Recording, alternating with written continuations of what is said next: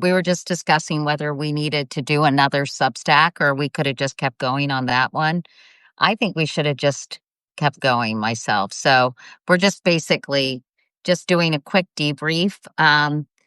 We're calling this, as I said, Katie After Hours. I'm getting a cocktail. What's today? It's Wednesday. And I would love to hear what you all have to say. Any questions you have for me, any thoughts from what you heard.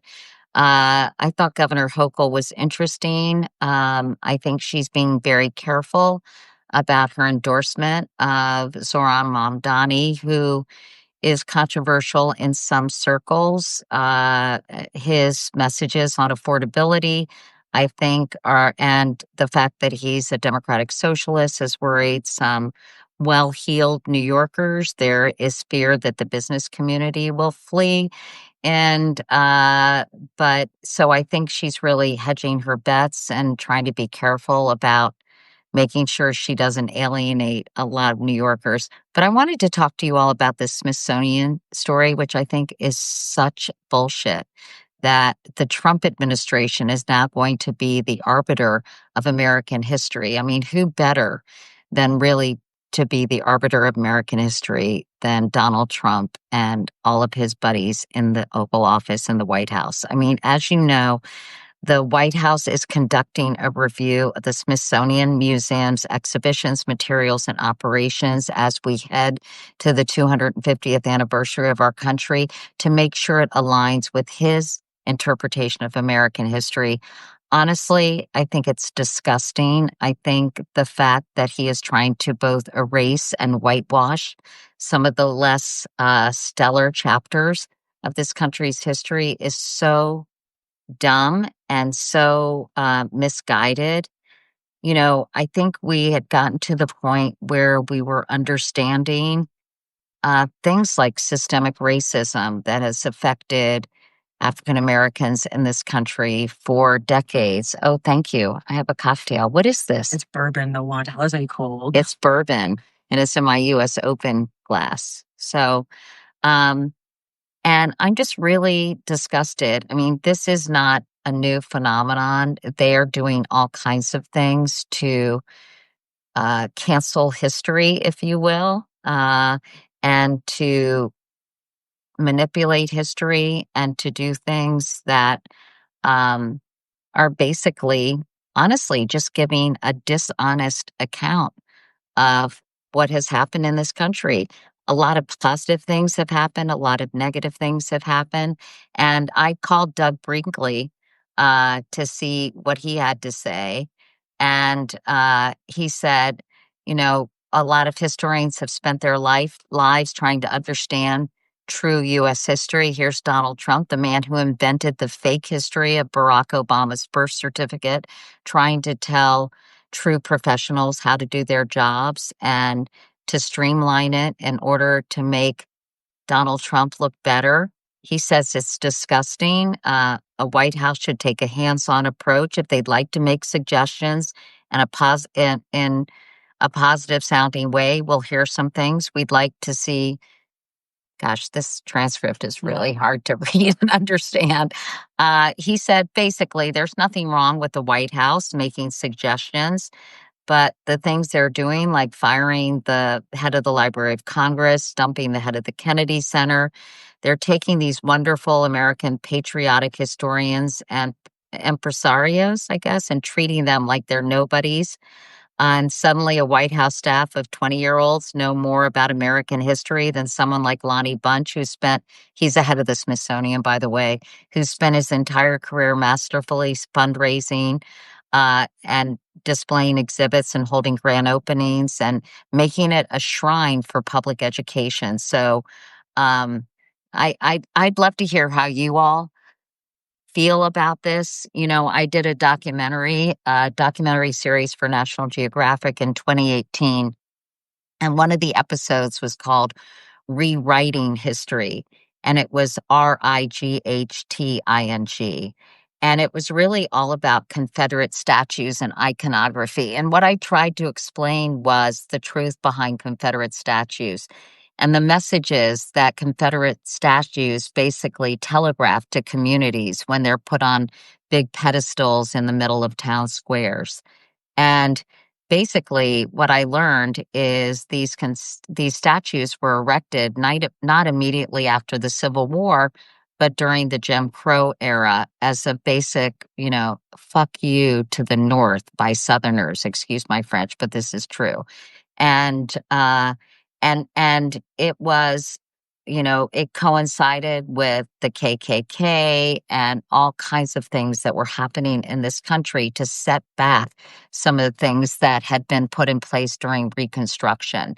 And I'd like to post this on my YouTube channel because I think it's one of the best things I've ever done. And now they're trying to do all kinds of things. They're trying to put Confederate statues back in cities, and I think they should be in museums because I think we need to confront our history, but they shouldn't necessarily be in a place that really, I think, celebrates people who defended and wanted to perpetuate slavery. So, I would love to hear what you all have to say about that, but I think it's pretty disturbing. And this is a trend. I'm sure you all know that he's done many things the president has since taking office, banning teaching critical race theory K through 12, and that critical race theory has obviously been totally distorted by people. If you talk to people like Kimberly Crenshaw, what critical race theory really means, it's not what the right has said it means. He's revived the 1776 Commission to promote patriotic education, canceled obviously federal DEI programs. That's nothing too surprising. He scrubbed minority history from government websites and parks and exhibits. Remember when they took Jackie Robinson? Was Jackie Robinson buried in Arlington National Cemetery, or they did something with Jackie Robinson? There was such an outcry. Can you Google that for me, Courtney? That they reinstated. I think they scrubbed him from a website. They're saying all signage in national parks must emphasize the greatness of American achievements, reinstating any monument or Confederate statue removed since 2020, reinstated Confederate names to military bases, eliminated Black Lives Matter Plaza, took control of the National Archives and presidential record keeping. I mean, these are just some of the things that have been done. And it just strikes me that, you know, there obviously are so many positive things that have been achieved in this country, so many things that we can rightfully feel proud of, but to completely ignore and forget things that have happened in this country that we need to appreciate, accept, and deal with and have a reckoning just doesn't seem right to me. I remember Michael Moore had this great documentary called Where to Invade Next. And one of the things he talked about was in Germany, how they dealt with the Holocaust. And it's been a very concerted effort to teach the Holocaust to elementary school kids, to have very visible memorials to those who died in the Holocaust and those who survived all over Berlin. And I think that embracing, or at least confronting, the darker chapters of our history is absolutely critical, because how do we learn from our mistakes if we don't admit we've made some? So I think that's really annoying. Uh, I think, what else can we talk about? What else do you guys want to talk about? I wish you all would talk to me in the comments or tell me what you're thinking. Or Kathleen is saying the next 3 years of chaos and confusion are ahead. Yeah, that's true. um, anyway, I thought Kathy Hochul was interesting, and I really am so happy that they are banning cell phones in schools. I think it's insane that they didn't do it earlier. I don't know how you guys feel about this, but how can any kids learn? It's funny because I remember when I was touring the University of Virginia with Ellie, a long time ago. We sat on Larry Sabato's class. He teaches uh, political. Anyway, he's a very famous uh, political what thing, Presidential politics. yeah, presidential politics and policy professor, although we don't call them professors at UVA. And I remember being in the class, and I looked over, and there was a student who was shopping, using her computer to shop on the J. Crew website. And I said to Larry, "Hey, can you cut off Wi-Fi while people are in your classroom? Because I just don't think people should be allowed to go on websites." Is that terrible? Am I too much of a hard ass, you guys? While their parents are paying for their college education, and it just really bugged me. And obviously, that was a long time ago. Yeah, I know I love him. Hi, Bill Cousins. I mean, and now it's gotten so much worse with kids getting cell phones. Uh, Way too young. And isn't Jonathan Haidt had the thing, wait till You like a certain age. a certain age? 15, I think. Is it 15, 14, or 15? Um, but anyway, I'm really glad they're doing that. We have a question from Anita. Oh, thanks, Courtney. It says, I have thoughts on the Epstein files. I've often wondered if there is thought that what this is doing to the many survivors that are in our present world of sexual survivors. Survivors are not. Oh, Anita was saying she has some thoughts on the Epstein files and how all this focus and using it really for political reasons, if how that's affecting survivors and other victims, sort of all survivors of sexual assault. Well, I'm sure, listen, the way that the victims of Jeffrey Epstein have been treated, I'm sure it's making people feel more hesitant to report crimes like this. Let's see. I know this is not okay. I'll be with you in a second, Deborah. Let me just finish this thought, because we've heard time and time again how the victims in the Epstein case have really been forgotten.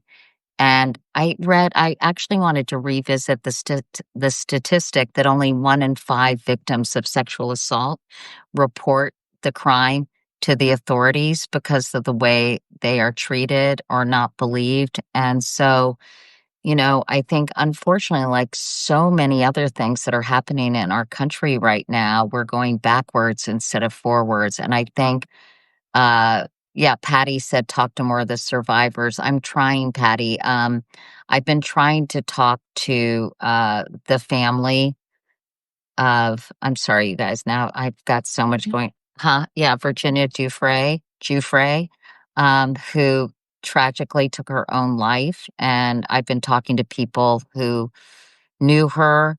And the way she was treated when she came forward was just terrible. And I think, unfortunately, a cycle of abuse happened because of the trauma she experienced as a young girl. Not surprisingly, really, really made her life difficult and had huge emotional ramifications for her. Anybody else have anything to say? Sarah says, what's giving you hope? What's giving me hope? Things like this give me hope because I sort of feel like there are more normal people out there than people who are okay with what's happening in our country. And I do think that, well, gosh, who knows what's going to happen with all this gerrymandering and redistricting. But I do think even those who might have held their nose and voted for Donald Trump, I'm sure many of those people didn't think they were voting for this. I don't think they thought they were voting for these ICE raids. I think not all of them. I think they didn't think they were voting for, sending in the National Guard to California. I don't think they thought they were voting for everything that this administration has done. People have criticized the media for not focusing enough on Project 2025, and I'm guilty of that. We did some things about that, Oh, that's nice. Anita said, thank you, Katie. I hope I can share this, Anita. She said, I'm a survivor. My heart deeply pains me due to all of these issues, but I pray for the survivors then and now. Thank you for saying that, Anita. Kathleen says, nothing is okay with this administration, the worst of the worst humans slash misfits. Robin says this shall pass in time. You know, I do worry about the lasting impact. I do feel like the country will survive, but some of the things that are being done, I think will have long-term effects on our institutions, on our trust, on our ability to be collaborative and work together. Um, I hope that we can survive this because this is not the America I want to live in. It's not the America I want my grandson to grow up in. And I really pray and I am nervous about all of this. But I do think we're strong. And I think I've always felt that there are more good people than bad people and that these people are inherently good. I don't know why I think that, but I do. So hopefully we'll get through this. And honestly, people who I think part of the problem was, and someone was talking to me about this today about, I'm not so worried about people like us who are really paying attention and are really engaged in what's happening in this country. What I worry about is the people who are completely disengaged and are not keeping up. And I don't blame them on some level because it does become overwhelming. And every day there's a new crisis, something to become anxious about. But if there was a poll that talked about, support for Donald Trump by people who consume news versus those who don't, and the people who are oblivious to some of the things that are happening in this country are the people who still support Donald Trump. So I think, and then there's obviously the news that is not being honest and forthright about some of these things and are painting him in a positive light no matter what. So I think that's a problem too. But obviously. So anyway, what else, you guys? Jessica wrote, if we knew all of this was in Project 2025, why did it take it actually happening for us to open our eyes? So that's Courtney, and she's saying if we knew this was going to happen, I don't think that. I think that a lot of people, Jessica asked if we knew Project 2025 was happening, why did it take so long to open our eyes? I don't think a lot of people fully understood Project 2025 and everything that it outlined and the people behind it. And I think the criticism is fair that the media should have focused more on that. Because obviously it's come to fruition. And what percentage of Project 2025 has been carried out? It's a really high percentage. We're going to check that for you all right now. But I think that a lot of people didn't take it seriously. And when Trump during the campaign said, oh, I don't really even know about Project 2025 and kind of distanced himself from it, people believed him or some of his supporters believed him. So I did a really good interview with a guy named David Graham, who writes for The Atlantic. Sorry, I also know a David Graham who wrote Killers of the Flower Moon. Flowers of the Killer Moon. Yeah. And also The Wager. He's married to a friend of mine. But anyway, Kira. Hi, Kira. I'm sure she's not watching, but in case she is. But anyway, David Graham, who writes for The Atlantic, wrote a book on Project 2025. And Courtney just pulled up the Project 2025 tracker. 47%. 47%? They say 47. I don't know if you all can see. 40. No, I'm still on. 47% of the Project 2025 goals have been accomplished. So it's pretty scary. Your audience that we're gonna have a family dinner. Oh, I have a family dinner, so I should go. Thank you. Say hi to everyone on Substack Mall. Come on, just come say hi. It's just say hi. John looks really good. He's lost weight. Say hi. Hello. We're late for dinner. I'm late. We're having dinner with John's daughter and her fiance to talk about their wedding. So he's telling me to wrap it up. But anyway, I don't really know what I'm doing here, you guys, but hopefully this was interesting and fun. And this is kind of just the way I act when I'm talking to my friends and my colleagues. So thank you so much. By the way, I hope I know this. I feel like so obnoxious doing this, but if you guys would be willing to be paid subscribers, we have an incredible team of journalists and people who work on partnerships. We have about 40 employees at Katie Couric Media. And the media business is tough. And if you all subscribe, it really helps support the work that we're doing and the interviews that I'm getting and the calls we're making, begging people to come and talk to me on Substack. So if you all would consider being a paid subscriber, that would be awesome. If you don't want to or can't, or for whatever reason don't even like me that much, no pressure. But if you are willing, I know we'd all be really grateful. All right, I have to go to dinner. Happy Wednesday, everybody. Let's do it again next Wednesday. Please give me your feedback because, as I said, I want to do And who they want to see. and yeah, who you're interested in me talking to and how I can do this better and be more useful and helpful to all of you. Okay, bye, everybody.